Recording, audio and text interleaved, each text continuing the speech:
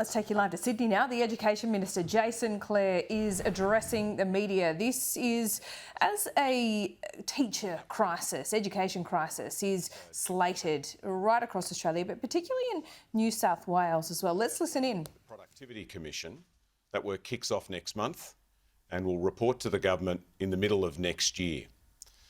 At the other end of the education spectrum is the Universities Accord.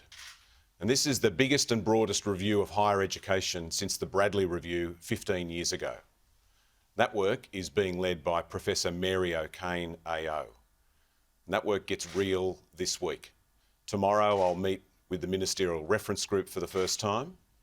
And on Wednesday, Mary and the team will release a discussion paper at the Universities Australia Conference in Canberra. They'll provide me with an interim report in June of this year and a final report by December. And in the middle, in between the work we do in early education and in higher education, is the work that we need to do in school education. The work that will start this year on the next National School Reform Agreement. Funding's important, but so is what it's spent on, what it's invested in. And that's what the work that we will do this year will be focused on. A couple of weeks ago, the Productivity Commission released a report on the current National School Reform Agreement, and it was blistering in its criticism. It said that it was rolling out too slow, that it hadn't had any real effect, that it lacked concrete targets and any practical reforms to implement those targets. Well, the next one will. One of the things that was mentioned in that report that has always stuck with me is this. If you're a child from a poor family or from the bush or an Indigenous Australian, you're 3 times more likely to fall behind at school.